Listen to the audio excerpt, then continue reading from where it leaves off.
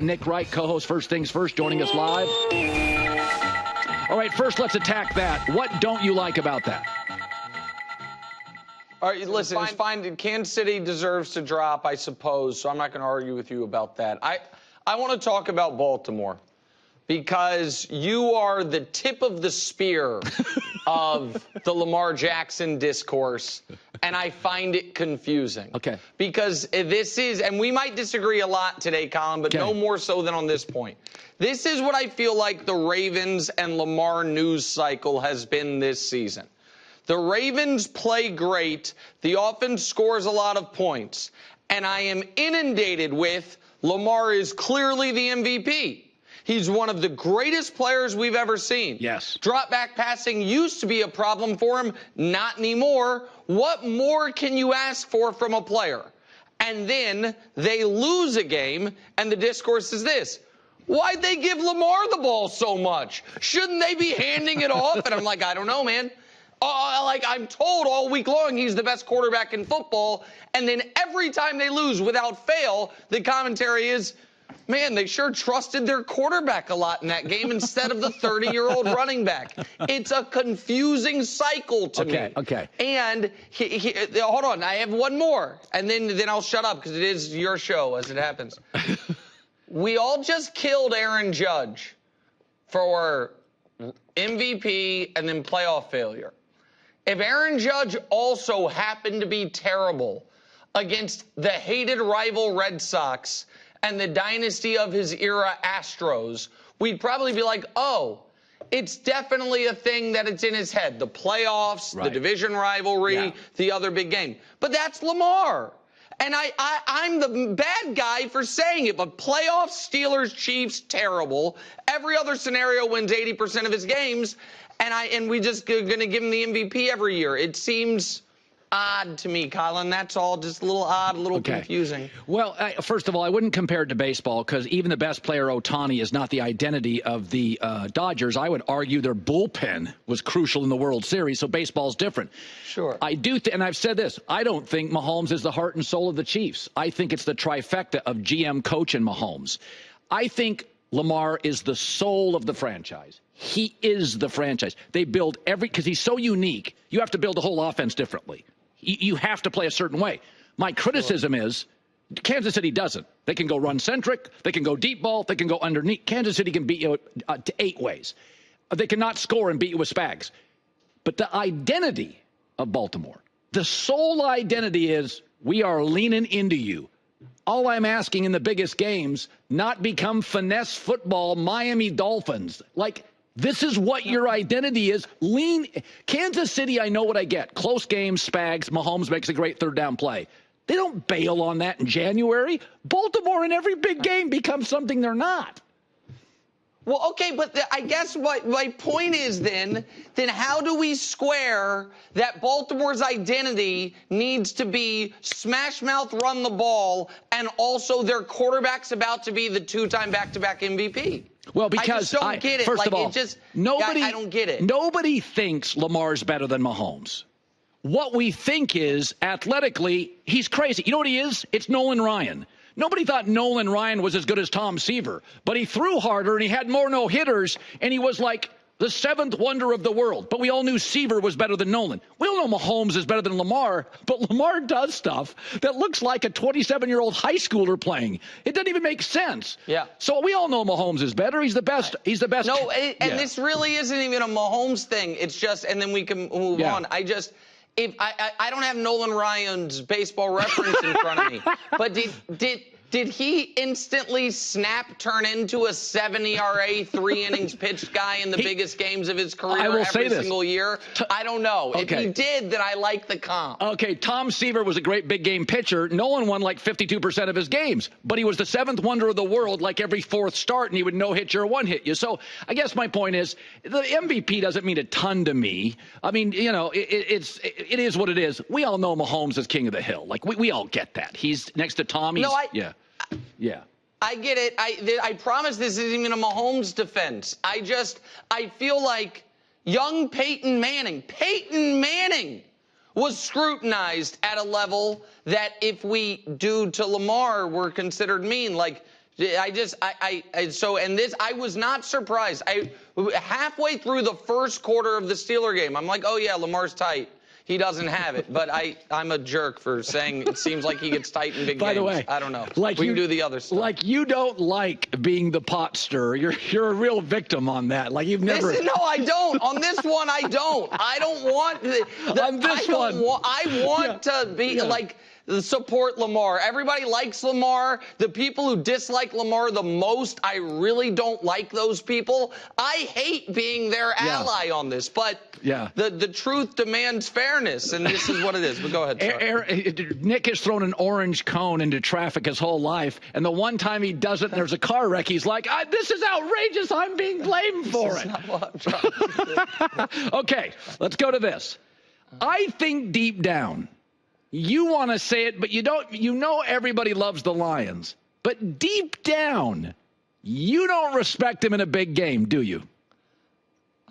Well, it's not that I don't respect them in a big game. It's that it's not impossible to win the Super Bowl if you have, as I put it, a civilian at quarterback in the modern era. But everything's got to go just right. Like, in 2024, when there are superheroes playing the position, it is so hard to win 3 or 4 consecutive playoff games if you have a regular person playing the position. And at golf, like the Lions, this is what now it can be done. The Niners almost did it last year. Hell, the Eagles almost did it 2 years ago. What golf has going for him is it's all civilians in the NFC, unless Stafford can tap back into what he had a couple years ago, and you saw a little bit of that this weekend. All the superheroes are in the other conference. And I do think Detroit is better positioned than any team in the league by a mile to absolutely rout the mediocre to bad teams. If you are not in Detroit's weight class, they will run you off the field. They have 3 wins this year of 38 plus. But I do think that in the biggest spots, when things aren't going exactly right, having your quarterback be able to save you is something whomever they play in the Super Bowl, unless it's Pittsburgh, the Detroit opponent is going to have, assuming they get to the Super Bowl. So I think the Lions are awesome. But we are 9 days removed from Jared Goff having 5 interceptions, and it could have been 8. Like that is hard to get out of my head. Okay, so I want to put you on the spot. Buffalo was missing 3 offensive starters, and still had 370 yards, great on third down, dominates time of possession. Forget the Mahomes pick. He throws a bad one every. Who cares? I mean, I don't. That's not the end of the world. But it does look like this is the best version of Buffalo. Would you not acknowledge that? No that this one is no question. They're pretty dangerous. This is the best Bills team of the Allen era. I agree. In part because it's the best Josh Allen yet, in my opinion. And the other part is it's the best offensive line and the best defensive line that he's had simultaneously. And so, listen, I picked the Bills to be the 2 seed. I picked the Bills to win their division. People were one of the reasons the Bills in previous years were overrated was because they had name players who weren't that productive in my eyes. Those players then left, and it made the Bills, to me, underrated because we were like, oh man, they lost Hyde, they lost Poyer, they lost Diggs. And to me, I was like, I don't think those are that big of losses. I don't think those players have been great players the last year or so.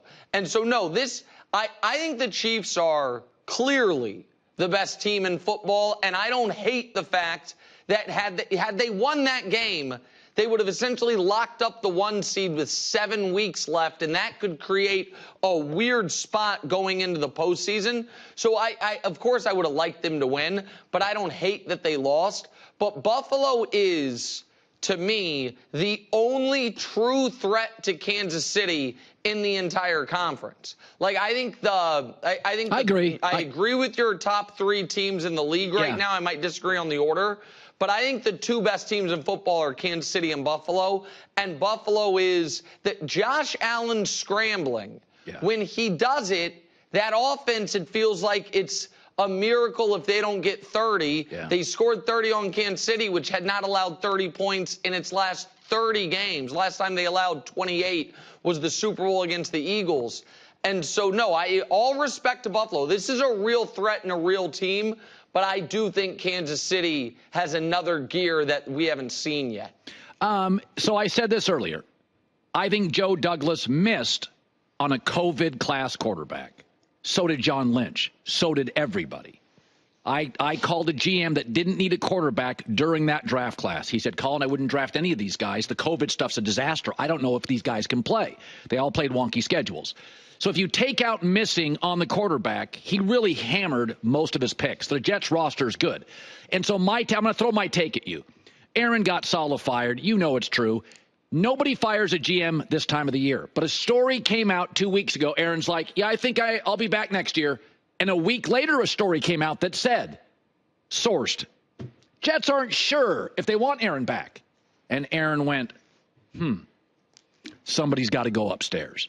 There is no reason to fire Joe Douglas, who will get a job in a week. There is no reason to fire him now. Does it not sniff of Aaron's influence? Well, listen, there is one other potential explanation for the odd timing of the firing, which is that Woody Johnson wants to make sure they get a head start on this process because he plans to take take that ambassador role to England once again once Trump's inaugurated in January, and he wants to still have hired the head coach, the GM, made all those decisions. So that the weird part of, is Woody going to have to hand over control of the team to his brother in a couple months? That's kind of a fly in the ointment for the Jets. But whether Aaron activated the code red on Joe Douglas or not, obviously that, everyone that has done business with Aaron Rodgers the last 2 years, it's just the scorpion and the frog again and again and again. And then people are shocked that the scorpion stung the frog. Like this ship is sinking. And I don't know how many lifeboats are left, but I'm certain one is squirreled away in Aaron's cabin for himself. Yeah. And however many other people need to be thrown overboard, so be it. So whether this was Aaron's direct doing or not, the reason everyone's getting fired there is because he's been terrible. And because this is one of the most underachieving, disappointing teams for folks that, had real expectations on this team. I said it to you last week. I will reiterate it now. There is no sane football person that will interview for the Jets head coach or GM job and say, my preference would be to keep Aaron Rodgers. And so I'm very curious how this shakes out and whether Aaron Rodgers ends up being a man who wants to keep playing football but does not have any team that wants him to play football for them next year. Nick Wright, great stuff. Co-host, first things first. My favorite part of Nick is, why is everybody saying I'm stirring the pot? Well, no, can I just respond real quick? I don't mind when I know something is going to be controversial, but I truly believe it. Yeah. That's one thing. But when something is obvious, and the Lamar stuff is obvious, the guy's the greatest player we've ever seen in the games that matter the least. Non-conference games, 23-1. 70 touchdowns, 1 turnover. Playoff games, he's Brock Osweiler, and same with against the Steelers or the Chiefs. And everyone's like, what a coinkydink. I'm like, there's a name for that in sports. It's called choking. We call it with everyone else. With Lamar, no one will say it. So I don't want to be that guy, but it's just obvious and no one else will say it. All because Bill Polian was mean to him 8 years ago. People are like, give me a break. First things first, Nick Wright. Good seeing you, buddy. As always. See you, buddy. Bye. Hi, everybody. It's me, Uncle Colin. Subscribe here to get the latest from the herd, including exclusive behind-the-scenes videos and more, wherever you may be, however you may be watching. Thanks again for making us part of your day.